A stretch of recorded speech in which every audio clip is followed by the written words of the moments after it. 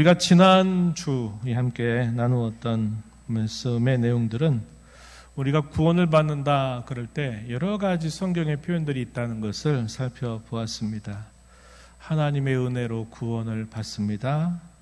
오직 예수님을 통해서만 구원을 받습니다. 또 예수님을 믿음으로 구원을 받습니다. 이런 성경의 여러 가지 구원을 받는 원인에 대하여 또 혹은 수단에 대해서 했던 그 표현들은 이러이러한 의미들이 있다 하는 것들을 우리가 함께 생각을 해보았습니다. 그래서 이 세 가지가 다 틀린 게 아니라 맞는 것입니다. 다 맞아요. 왜냐하면 성경에 그 표현들이 그대로 있기 때문에 그러하다. 그럴 때 이건 이런 의미고 저건 저런 의미다 하는 것들을 잘 우리가 이해하고 있으면 말씀을 읽을 때 그 뜻을 통해서 또 하나님이 뭘 말씀하신지를 분별을 할 수 있게 될 거예요.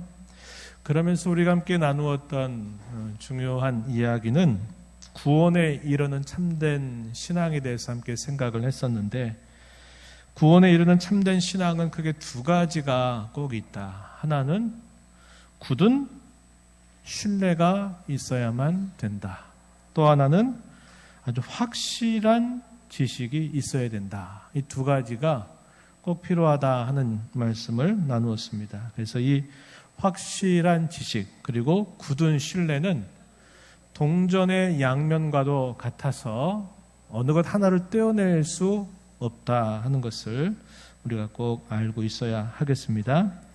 오늘 우리가 살피는 내용은 그러면 믿음 혹은 신앙이 과연 어떤 내용을 가지고 있는가 하는 이야기들을 살펴보려고 합니다. 이제 그에 대하여 가장 잘 소개가 되고 있는 것이 뭐냐면 사도신경입니다. 우리가 예배 때 고백하는 이 사도신경이 우리가 믿는 이 믿음의 내용에 대하여 가장 요약적으로 잘 정리가 되고 있다 하는 겁니다. 그래서 사도신경에 대하여 이제 조금씩 좀 살펴보도록 하고, 이 사도신경이 어떠한 그 특성을 가지고 있는가 하는 것들을 좀 생각을 함께 해보려고 합니다. 그러면서 삼위일체 하나님, 우리가 거의 들어볼 기회가 없어요. 그러나 우리가 삼위일체 하나님이라 그럴 때 어떤 의미를 가지고 있는가 함께 생각을 해보도록 합니다. 우리가 뭘 믿느냐라고 누군가 여러분들에게 물으면 가장 쉽게 답변할 수 있는 게 뭘까요? 성경을 믿죠. 성경을. 그러면 되죠. 그죠? 맞습니다. 성경을 우리는 믿어요. 뭘 믿느냐라고 말할 때 그냥 막연하게 맹목적으로 믿는 게 아니라 하나님이 우리에게 주신 그분의 책을, 그 성경을 우리가 믿는다 말하면 돼요. 그런데 내용 자체가 굉장히 많은 내용들을 우리에게 전달해 준단 말이죠. 그래서 이 내용을 추리고 요약하고 요약을 해서 우리가 믿는 내용이 뭐냐라고 말할 때 가장 요약적으로 잘 정리해주고 있는 것이 바로 사도신경이다 하는 겁니다. 그것을 우리가 잘 기억할 필요가 있다 하는 거예요.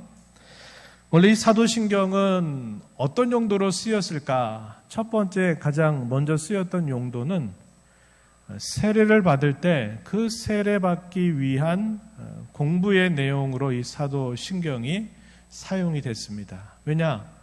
세례를 받는다는 것은 내가 이제 믿음으로 주님과 하나가 된다 하는 그런 표기 때문에 내가 믿는다 그럴 때 뭘 믿느냐 하는 내용을 잘 소개를 받아야 되잖아요. 그러다 보니까 그에 대해서 가장 잘 설명해 주는 것이 이 사도신경입니다. 그래서 세례 문답을 위해서 이 사도신경이 첫 번째 용도로 사용이 됐어요. 그런데 또 하나의 중요한 용도가 거기에 덧붙여지게 되는데, 그게 뭐냐면 우리의 믿음을 내가 모든 성도 앞에서 그리고 살아계신 하나님 앞에서 내 믿음을 고백하는 그 신앙 고백의 또 중요한 용도로 사용이 된다는 겁니다. 그래서 오늘날 우리가 예배 시간에 이 사도신경으로 우리의 신앙을 고백합니다라고 하는 그 말의 뜻은 내가 모든 성도 앞에서 내 신앙은 이런 신앙입니다. 그래서 나도 이런 신앙 고백, 또 여러분도 이런 신앙 고백, 같은 신앙 고백 안에 하나의 교회를 이루고 있다는 것을 공적으로 표하는 뜻이 있고, 또 하나는 내가 하나님 앞에서 하나님, 내가 믿는 내용은 이러이러한 내용입니다 하는 것을 우리의 믿음의 고백으로, 신앙의 고백으로 올려드리는 그런 용도가 있다 하는 것입니다. 여기에 이제 추가가 되는 또 한 가지를 더 덧붙여 말씀을 드리면, 이것이 모든 이단들을 분별해내는 중요한 하나의 잣대가 되었다고 하는 거예요. 그래서 오늘날 우리가 살고 있는 시대에 참 이단들이 많죠. 그런데 오늘날 비로소 많아진 게 아니라 이미 초대교회 때부터 이단들이 많이 있었어요. 그럴 때 그 이단들을 구별해낼 때 그럼 무슨 기준으로 구별해내느냐, 사도신경의 이 내용을 가지고서 고백을 하느냐 그렇지 않느냐에 따라서 이런 신앙이 올바른가 잘못되었는가를 분별했다 하는 것입니다. 그래서 그런 용도들이 있다 하는 것을 좀 소개해 드릴 수 있고, 이 사도신경이 언제 작성이 됐을까요? 이렇게 물어본다면 대개 어느 때로 추정을 해가냐면 성경에 사도신경이 있는 건 아니에요. 2세기 중엽 정도로 보는 거예요. 그러면은 한 연도로 추산하면 언제쯤 될까요? 한 150년, 주후 한 150년 정도, 그 정도 즈음부터 이 사도신경이 고백이 되고 이것이 가르쳐지기 시작했다, 이렇게 볼 수 있어요. 그러면 주후 한 150년이면은 예수님이 이 땅에 계셨다가 하늘로 승천하신 지 한 100여 년, 한 120여 년 정도 시간이 흐른 거잖아요. 그죠? 그러면은 예수님의 제자들이 사도들이 돼서 활동했던 때가 언제까지냐면 길게 잡아서 약 주후 95년 이 정도 돼요. 95년 정도. 누가 가장 늦게까지 살아 있었을까? 예수님의 제자 가운데 사도 요한이 가장 늦게까지 살아 있습니다. 그러면서 그가 로마의 박해 시대 때 어디로 유배를 당하게 되냐면 반모라고 하는 섬으로 유배를 당하게 되고, 바로 그 섬에 유배당하고 있을 즈음에 교회를 향한 로마 제국의 박해가 극심해질 때 하나님께서 이 사도 요한에게 계시를 주십니다. 마지막 계시예요. 그게 뭘까요?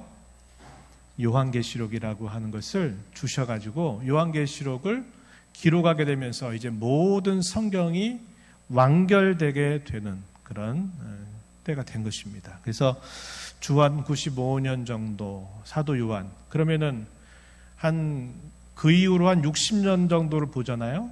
한 50에서 60년 정도를 보게 되면 그때는 누가 있었을까요? 사도들의 제자들, 사도들이 잘 가르쳤던 그 제자들이 교회의 지도자들이 돼서 그 교회를 또 이끌고 섬기고 성도들을 돌보는 일을 했던 시대가 되겠죠. 그래서 이걸 뭐라고 말하냐면 사도들이 주로 활동했던 시대는 사도시대라고 부르고, 이 사도들이 다 떠나가고 사도들의 제자들이 활동했던 그 시대를 두고 뭐라고 그러냐면 속사도 시대라고 말합니다. 속자, 잇는다 이 말이에요. 연속한다. 사도들의 뒤를 이어서 사도들의 제자들이 교회를 섬기고 이끌었던 시대, 이게 속사도 시대. 그러니까 거의 속사도 시대 이 즈음부터 이 사도신경이 고백이 되고 가르쳐졌다 하는 것을 우리가 살펴볼 수 있게 되는 겁니다. 이 속사도들이 활동했던 시대는 어떤 문제가 많이 커졌냐면요, 교회적으로는 이단들이 막 우후죽순처럼 막 일어나는 그런 시대였어요. 왜 그러냐? 사도들이 있을 때는 사도들이 하나님의 계시를 받아서 기록하는 중요한 역할을 했던 분들이니까 그들이 있을 때는 비교적 문제가 쉽게 풀어졌어요. 왜? 교회에 어떤 문제가 들어오고 어떤 이단들이 들어와서 교회를 가르쳤다 하는 소식을 들으면 바울 사도를 비롯해서 모든 사도들이 편지를 쓰는 겁니다. 그건 잘못됐다. 그건 그게 아니다. 그래가지고 신약의 많은 서신들을 통해서 그것이 정리가 돼버려요. 그런데 이 사도들이 떠나가게 되니까 사도들의 제자들이 활동을 하게 될 때는 이제 너도 나도 사도 같은 사람이다. 막 이렇게 이제 일어나는 거죠. 꼭 그런 거 아니겠습니까? 앞선 사람이 딱 굵직한 어떤 공을 딱 남기고 떠나가면 이제 그 다음에 이어가는 사람이 내가 진짜 그 사람의 후계자다. 이렇게 막 말하면서 막 이제 일어나는 그런 시대예요. 근데 뭘 가지고 얘기합니까?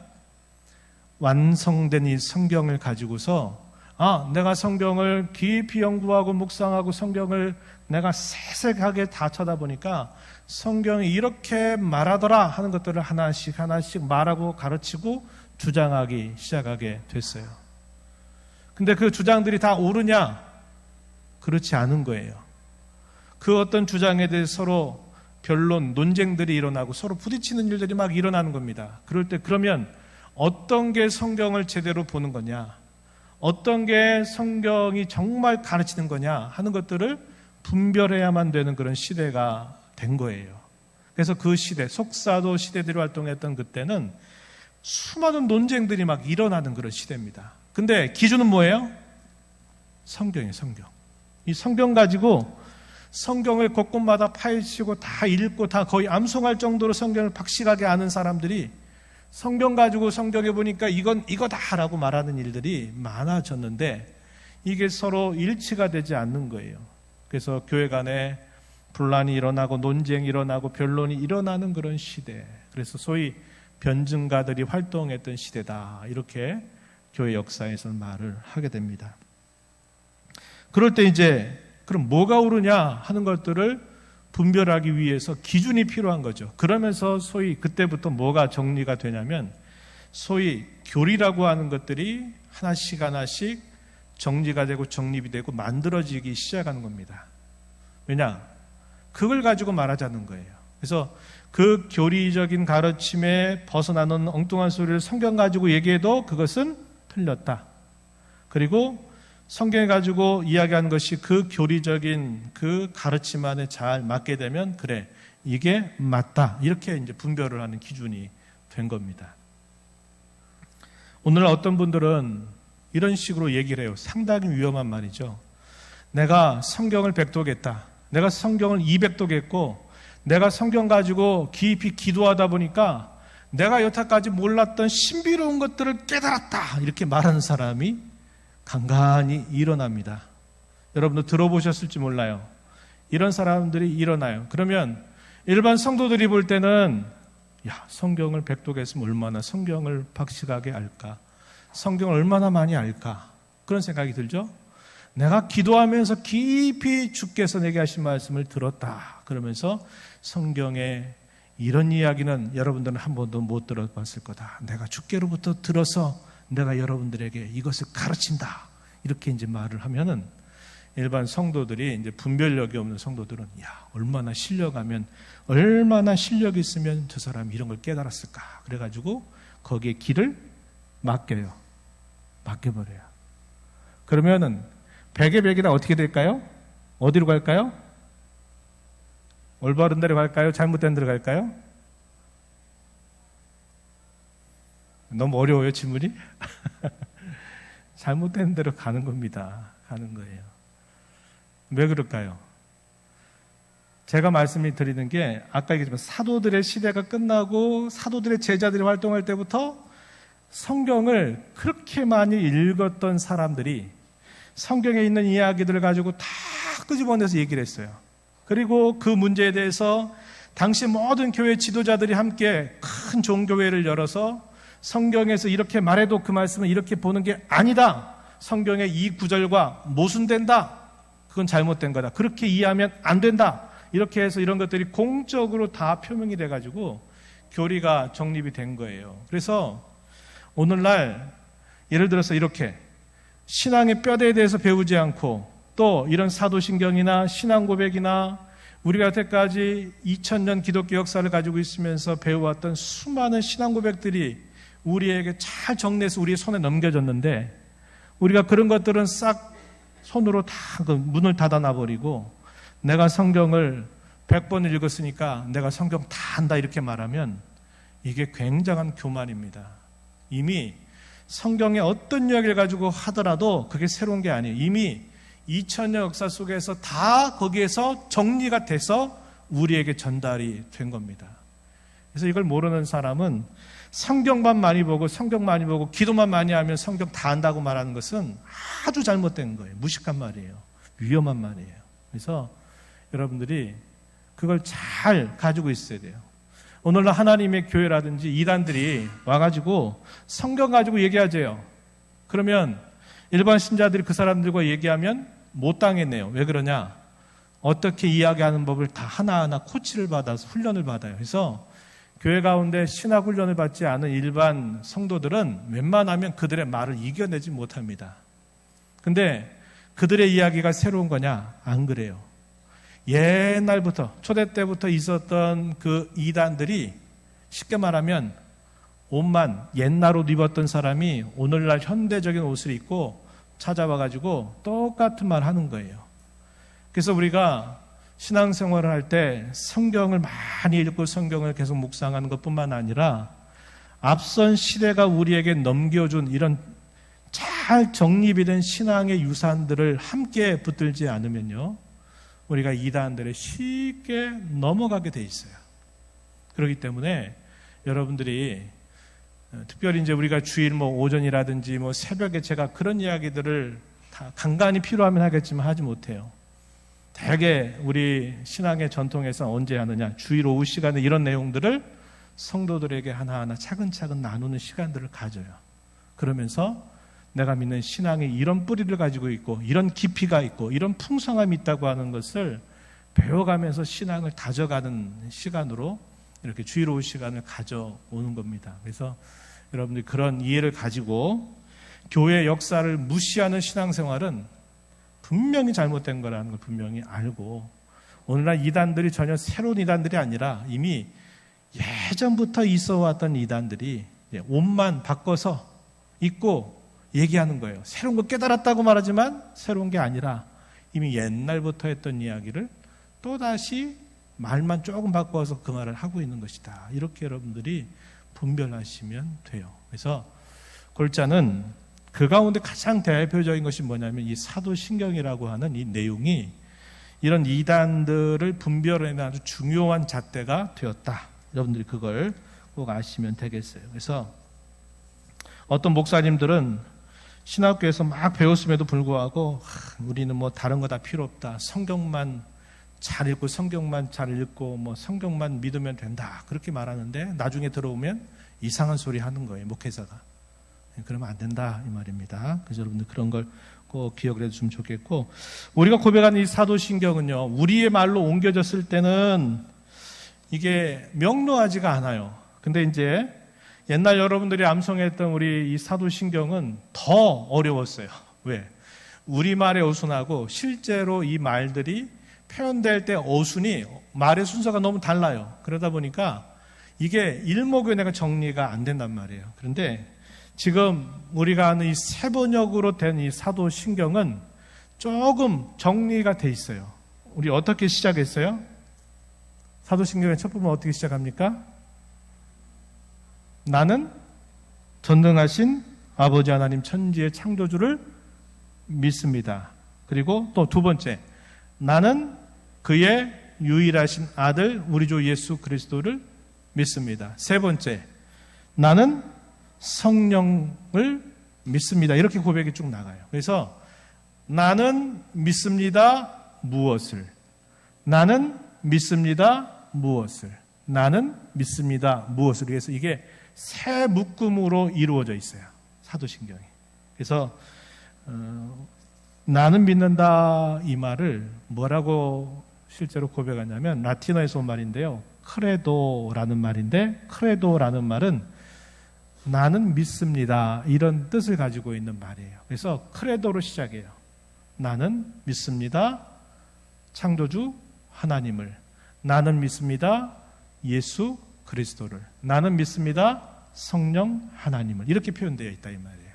그래서 이게 외국말로는 이게 아주 분명하게 표현이 되어 있는데 우리말로 옮겨지면서는 말의 순서가 다르다 보니까 믿습니다는 끝으로 가야 되잖아요. 근데 외국말은 나는 믿습니다 이렇게 시작하고 무엇을 이렇게 갔는데, 그러다 보니까 외국말로는 명료하게 정리가 되는데 우리말로는 믿습니다가 뒤로 가다 보니까 내용이 뭘 말하는지 복잡해졌다 이 말이에요. 그래서 이 사도신경은 우리의 믿음의 내용을 고백하는데 삼위일체 하나님에 대한 고백으로 이루어져 있다 하는 것을 여러분이 꼭 기억을 하시면 좋겠어요.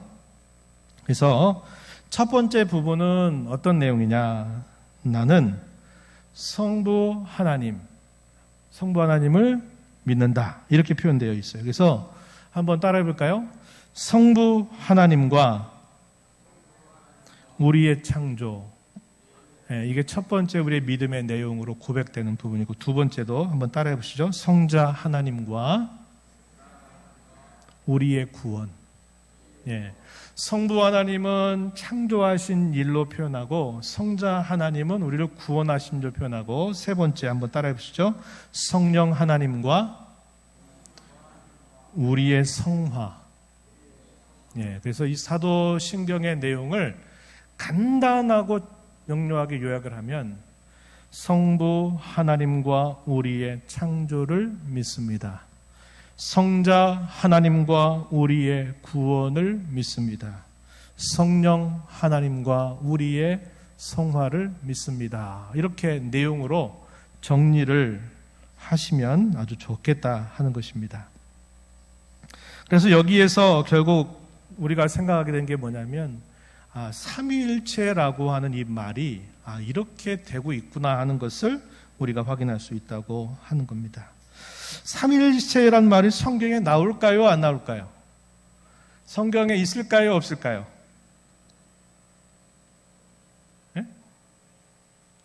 성경에 없어요. 여러분 성경을 그래도 1년에 한독, 두독 이렇게 하시다 보면 삼위일체란 말 한 번도 안 나오던데요. 맞아요. 성경에는 한 번도 그 말이 나오지 않아요.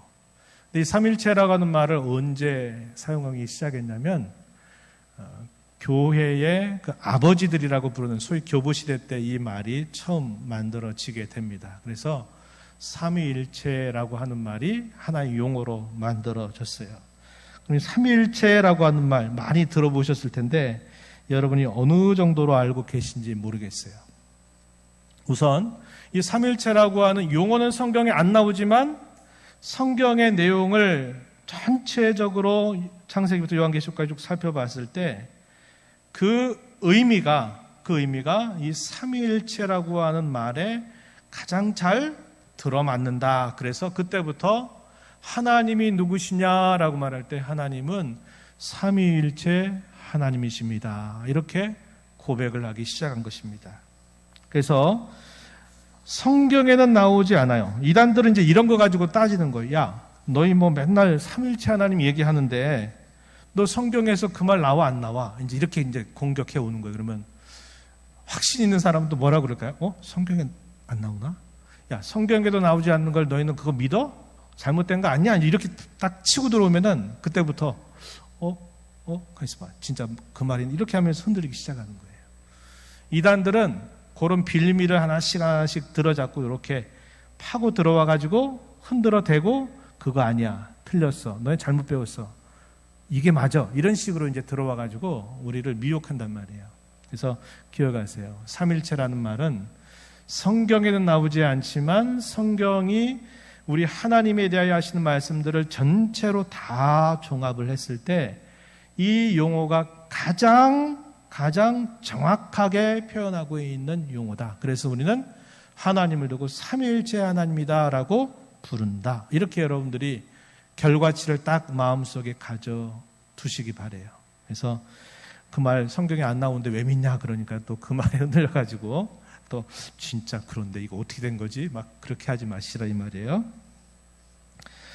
그럼 이제 이 부분이 어떤 의미를 갖고 있느냐 한번 생각을 해보는데, 자, 먼저 성경 우리 하나님을 소개할 때 어떻게 소개하냐면 하나님은 유일하고 참되신 하나님이다 이렇게 소개를 합니다. 우리 성경 한번 보겠습니다. 신명기 6장 4절 말씀 앞에 스크린을 좀 보여주시면 좋겠어요. 신명기 6장 4절 말씀 우리 한 목소리로 함께 읽어보겠습니다. 시작. 이스라엘아 들으라. 우리 하나님 여호와는 오직 유일한 여호와이시니 우리가 잘 아는 이스라엘의 교육의 뼈대가 되는 말씀이 신명기 6장에 나와요. 들어라 이스라엘아, 쉐마 이스라엘, 이걸 이 말이죠. 여기에 보니까 하나님을 뭐라고 소개합니까? 오직 유일한 여호와이시다. 이 말은 하나님은 몇 분이란 말이에요? 한 분이다. 이것만 꼭 기억하세요. 하나님은 한 분이다, 이겁니다. 또 이사야서 45장 5절과 6절 말씀에 보면은 비슷한 말씀을 우리가 또 확인할 수 있어요. 한번 보여주시겠어요? 자, 제가 한번 읽어드립니다. 눈으로 보세요.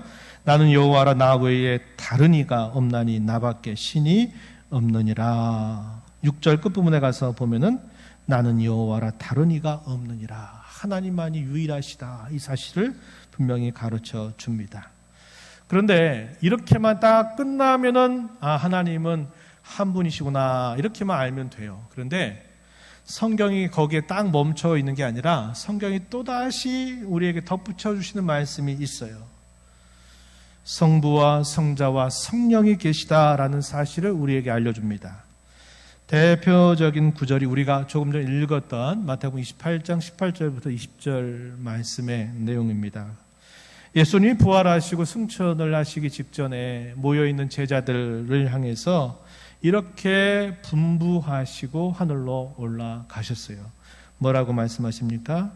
하늘과 땅의 모든 권세를 내게 주셨으니 그러므로 너희는 가서 모든 민족을 제자로 삼아, 여기서부터 아버지와 아들과 성령의 이름으로 세례를 베풀고 내가 너희에게 분부한 모든 것을 가르쳐 지키게 하라, 이렇게 말씀을 하시고서는 하늘로 올라가십니다. 여기 보니까 세례를 베풀 때 어떻게 하라?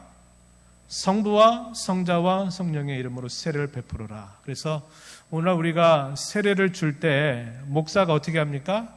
성부와 성자와 성령의 이름으로 세례를 주노라, 이렇게 하는 겁니다. 세례의 형식이 이 예수님의 말씀으로부터 만들어지게 된 것이다 하는 겁니다. 그리고 예수님께서 공생의 3년을 시작하실 즈음에 예수님이 가장 먼저 하셨던 일은 이제 시험 받으신 일이 있었고, 시험 받으시고 나서 하신 일이 또 뭐였어요? 세례를 받으시죠. 세례를 받으실 때 요단강에 세례를 받으시러, 시험을 받으신 보다 먼저 하신 일이면 착각했어요. 시험을 받으신 보다 먼저 하신 일이 세례를 받으셨어요. 세례자 요한이 요단강에 세례를 베풀고 있을 때 예수님이 그 세례자 요한에게 나아가셨습니다. 그때 어떻게 성경이 묘사하냐면 이렇게 말해요. 그냥 들어보셔야 돼요. 마태복음 3장 16절 17절 말씀에 보면은 예수님께서 세례를 받으시고 이제 요단강에서 올라오시게 될 때 이러한 광경이 묘사가 됩니다. 하늘이 열리고 하나님의 성령이 비둘기같이 내려 자기 위에 임하심을 보셨다. 그리고는 하늘로부터 소리가 들리는데 뭐라고 그러냐면 이는 내 사랑하는 아들이요 내 기뻐하는 자다 하는 음성이 들렸다, 이렇게 표현이 됩니다. 여기 보면 예수님은 뭐 하셨어요?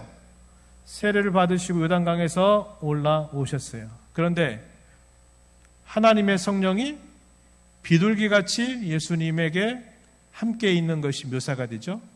그 순간 하늘로부터 음성이 들리는데 어떤 음성이냐면 이 사람이 곧 나의 사랑하는 아들이고 내가 기뻐하는 자다 하는 하늘로부터의 음성이 들려요. 그래서 세례 받으시는 예수님과 함께 하시는 성령의 임재, 그리고 하늘로부터 들리는 성부 하나님의 음성. 그래서 여기서도 한 하나님인데 성부와 성자와 성령으로 구별이 되어 표현되고 있는 거예요. 그래서 마태복음 28장에서도 성부와 성자와 성령의 이름으로 세례를 베풀어라, 이런 표현이 등장하죠.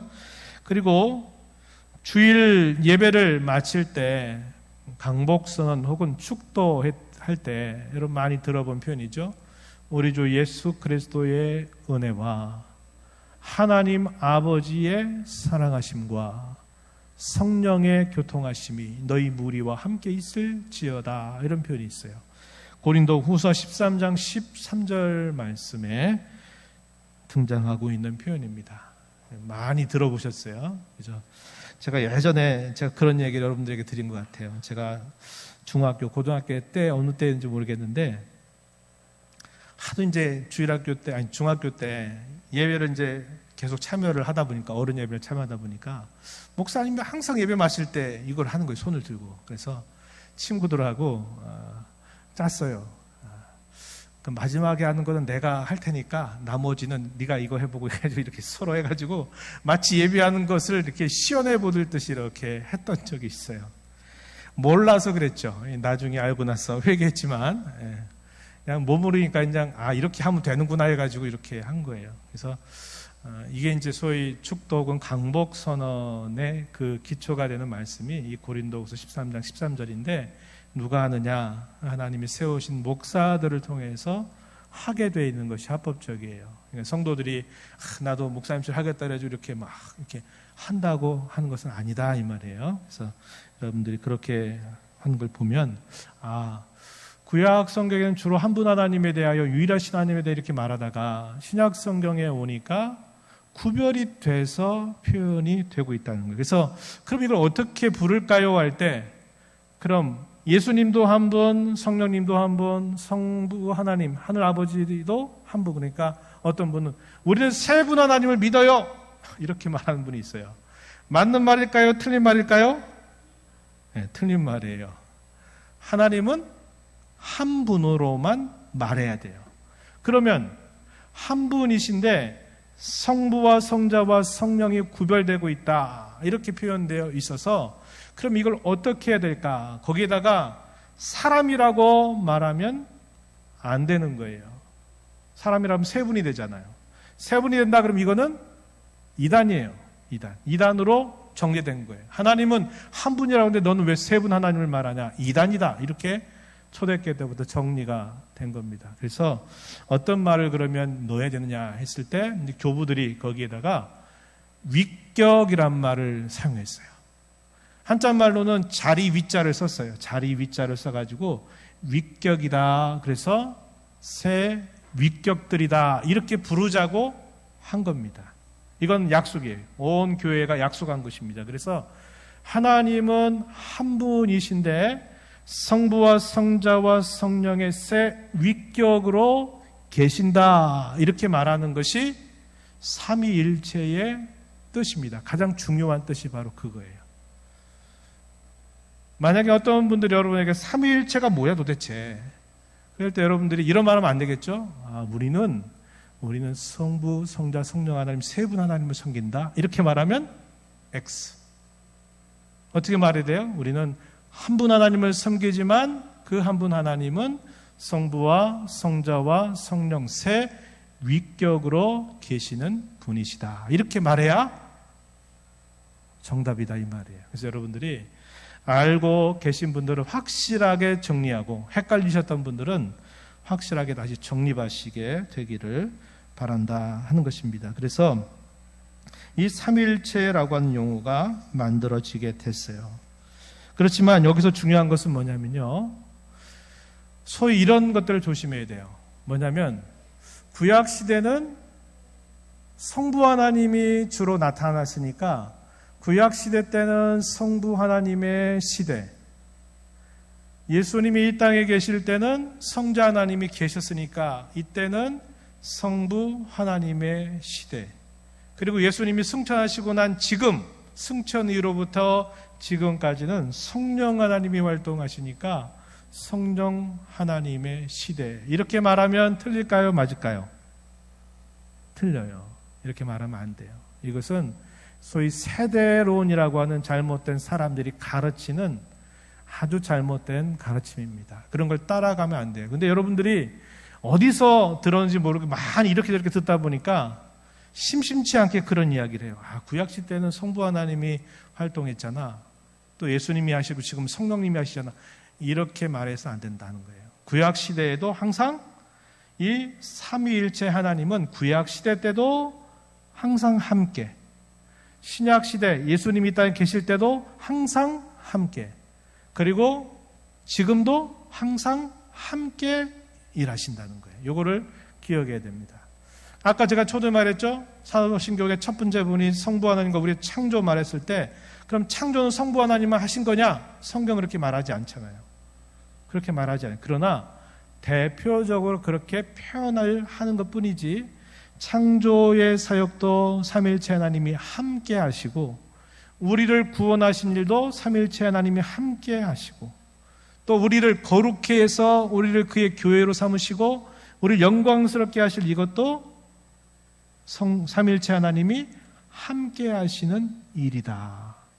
항상 이 성부와 성자와 성령 하나님은 서로 분리되지를 않아요. 떨어지지 않는다 이 말이에요.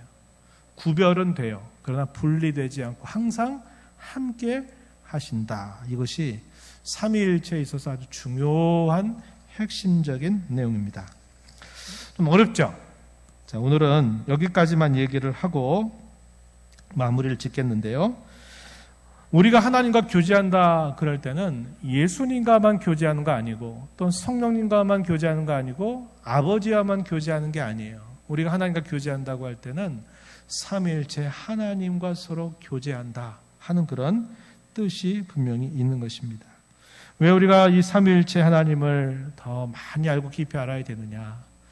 하나님과 더 깊은, 삼위일체 하나님과 더 깊은 교제를 나누어서 우리 하나님이 어떠하신 것처럼 우리도 그분이 어떠하신 모습대로 우리가 닮아가게 하시는 데 중요한 뜻이 있어요. 그래서 우리가 삼위일체 하나님과 교통하는 것을 통해서 그분을 우리가 닮아가는 것입니다. 닮아가는 거예요.